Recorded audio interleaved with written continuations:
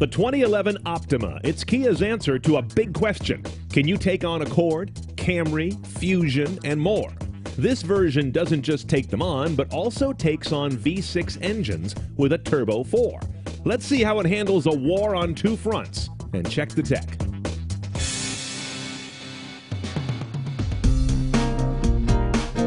You can get an Optima three ways: 4-cylinder, hybrid, or Turbo 4. That's what we have here in the top-line SX trim. Now, by now, you know this car is the sister to Hyundai's Sonata, with its own crisp lines and handsome interior.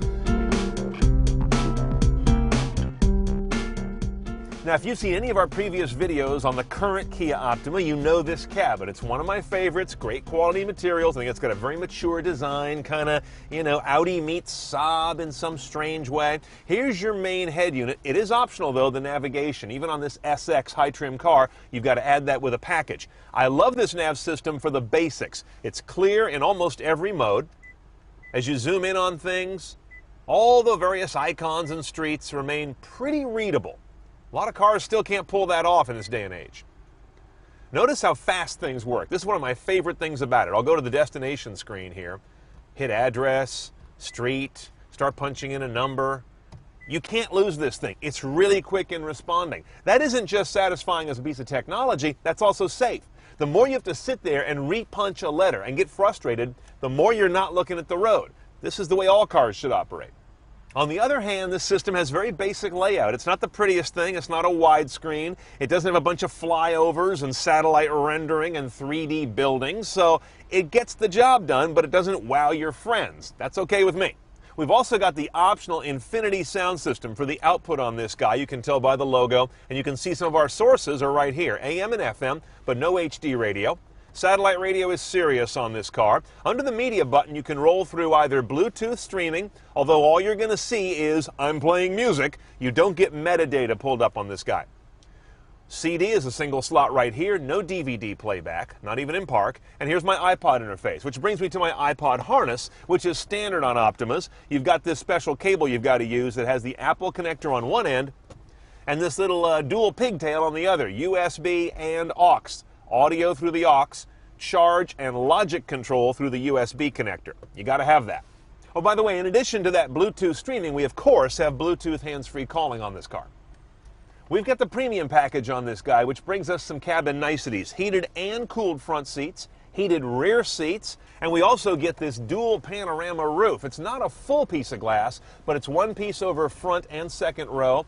Unfortunately, you can't, as far as I know, open just one or the other. You got to open them both with this kind of a curtain that draws to the center bar. A little bit of a frustration when someone in the back's all SPF crazy and you want to get some summer sun.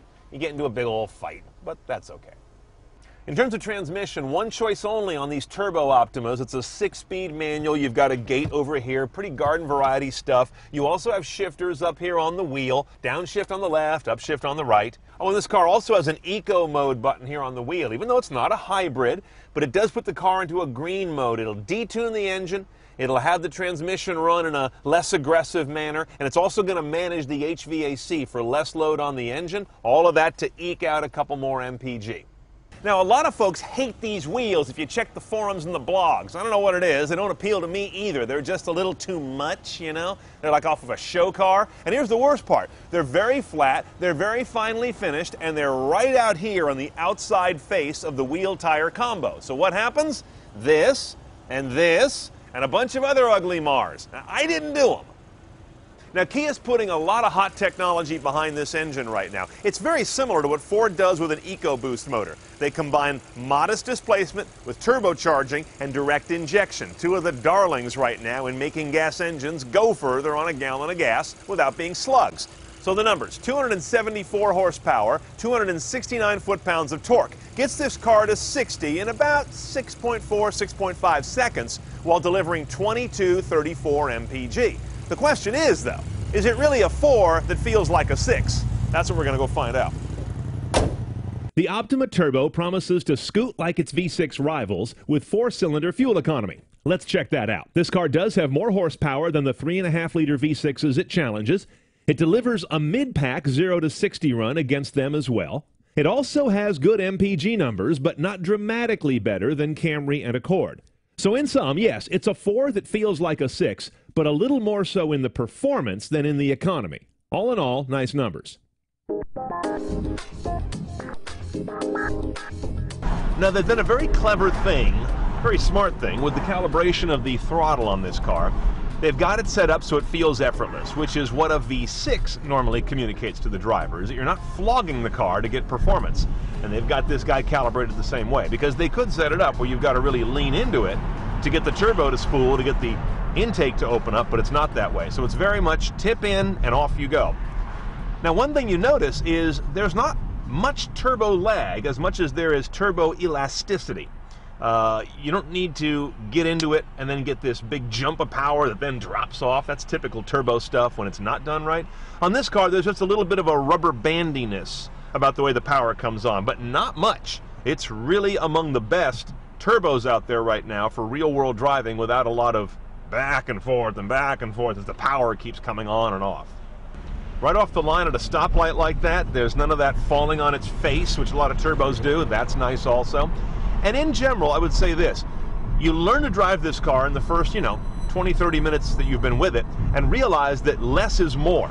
If you get into the throttle just moderately, the car rewards that better with more power delivery, I find. If you really jam on it, it seems to get confused or something, which is fine. It means that everyday driving doesn't need to require a lot of effort.